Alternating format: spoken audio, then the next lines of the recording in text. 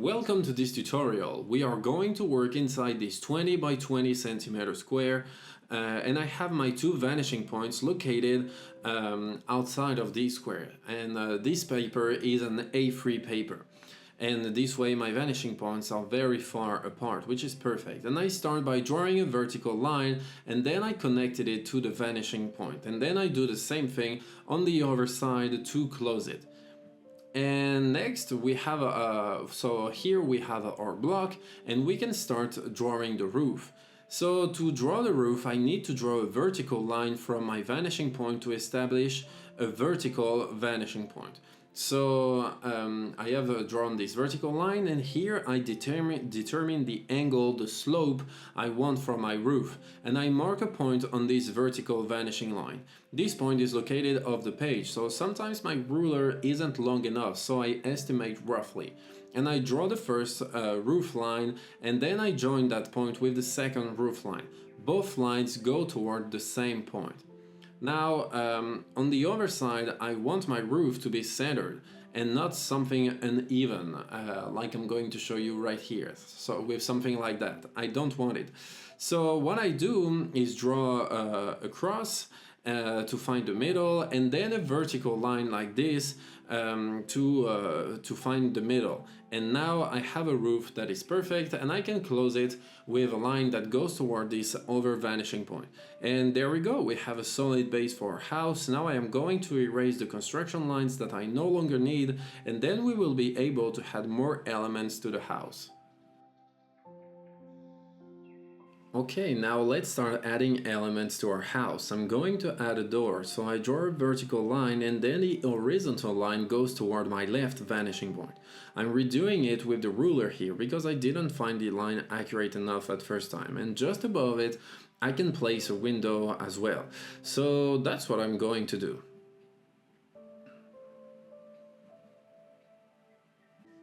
To keep it aligned, it is as if we were extending the vertical lines of the door, and then the horizontal elements of the window go toward the vanishing point. You can notice that for small elements like the door or the window, sometimes I don't use the ruler to draw the vanishing lines and I just estimate roughly, and that works perfectly fine most of the time. Next, what we can do is extend the roof like this, which allows it to stick out slightly from the house, just like you often see on real houses. So there I made it a bit larger, and this way I also find the house looks a little more believable. Then we can add a chimney here. So we start by drawing a vertical line like this, that's what I'm doing now, and then we have this horizontal line going toward our vanishing point. And then I'm going to draw another line, but this time a diagonal line that is going towards this vertical vanishing point that we use for the roof. This way our chimney really goes along the roof, follows the same trajectory of the roof. And then I can close the chimney like this, with vertical lines and another line going towards the vanishing point on the left. And next we can start drawing windows on this face of the house. For the windows on this side we have vertical lines and then horizontal lines that go toward the right vanishing point. So it's the same here, I roughly estimate the trajectory without necessarily using the ruler. And next we are going to add some elements around this house. For example, I imagine trees placed right next to the house, trees that are a little taller than the house. So that's what I'm going to draw first. Then we will have a pond next to the house with a small dock, so we will see how to draw that as well.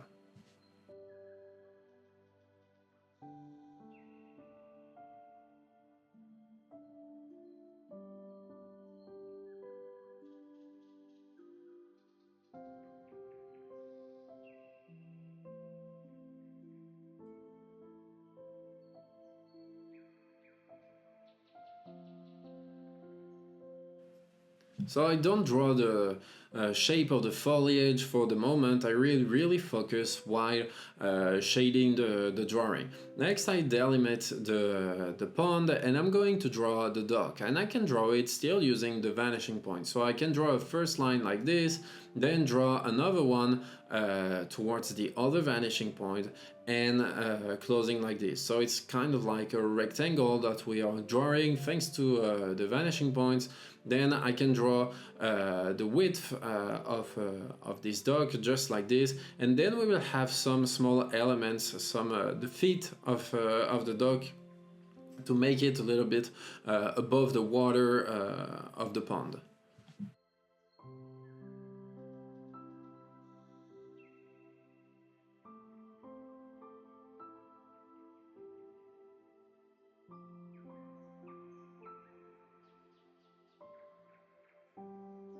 Now I am going to add a bit of shading to my drawing to make it look a little more believable.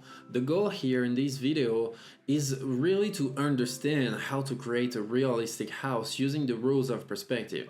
The shading is just to make everything look slightly more convincing. We are not trying to create a piece that will be displayed in a gallery, but rather to clearly understand the different principles. So here on my roof I apply a slightly darker shading to create a base, as you can see. And then we can add some small and slightly darker lines here and there to suggest the rows of tiles on the roof. And these lines that I am drawing, I try to make them in the direction of the vanishing point to make it look more realistic. And that's the same with these vertical lines I am adding. They go towards this vertical vanishing point that we use for the roof. And then for this front face of the house, I am much lighter. I don't want something as dark as the roof. That will really make the roof stand out. And what will really make the roof stand out, is the very dark line that I am going to draw right now, right underneath, which creates the relief of the shadow cast by the roof.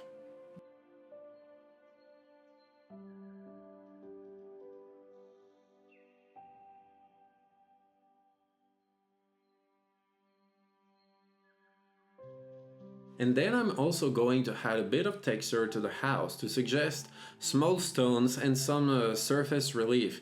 You can see that these lines are also drawn toward my right vanishing point. That is important to maintain consistency in the drawing. Then I will continue the shading work on the windows and on the chimney as well, so that everything looks fairly realistic.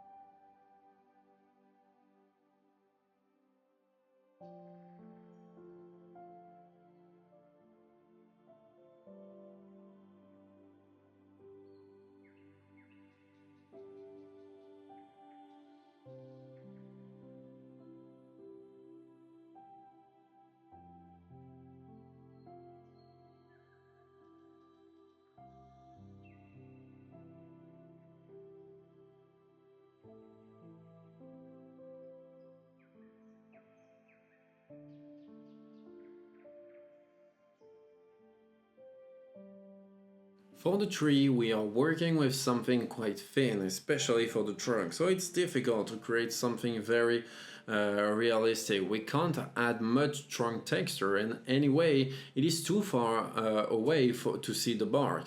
But what I do instead is play with different values of gray, with some areas darker and others slightly lighter, to create a little more volume in the trunk. And then for the foliage, it's a little bit like scribbling to represent the leaves of the tree. I had small irregular marks here and there, working with the side of my pencil, and I keep adding without trying to create a particular shape. That's the secret when drawing trees. Don't try to force a precise shape, because trees are very irregular. There are no clean or straight edges, and all these little marks help make it look more natural. Working with different values as well, with slightly darker touches and lighter ones, really helps the tree look more realistic. And this area here will be a patch of grass, a bit wide all around the house. And what I do first is lay down a base in graphite, and then I blend it. I blend it with a tissue because this area is fairly large and I want something very soft. And then to work on the grass texture, I had small marks, small lines here and there, darker or lighter depending on the area, to make the grass look more realistic.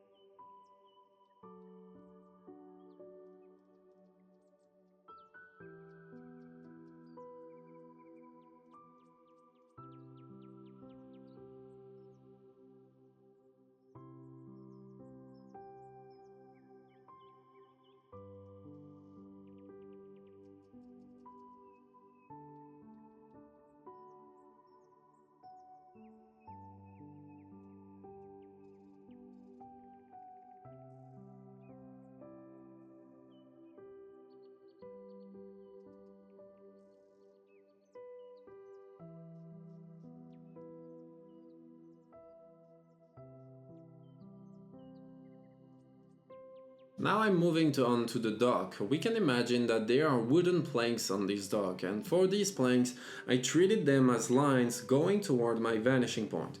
Then I'm going to add some shading, working with different values of gray to make it coherent and three-dimensional.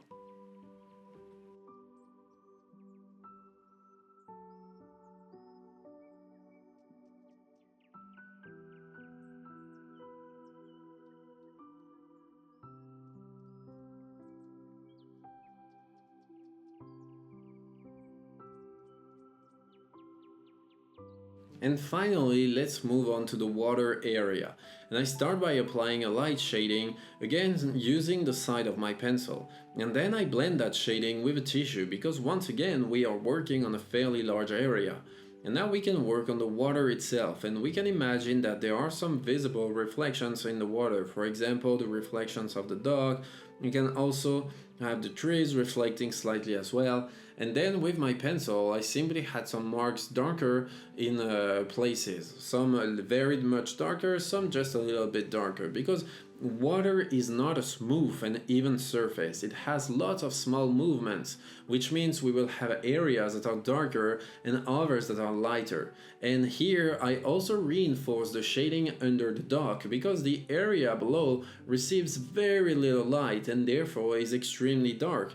And now I can increase also, once this is done, the contrast of the grass all around the pond to make it stand out more, darker and more defined. So that's what I am reworking here. And overall, that concludes this tutorial, and I really hope that you enjoyed it. So take the time to draw this house again and keep practicing, because that's how you will truly understand and really make some progress. So thank you very much for watching, and see you very soon for another video.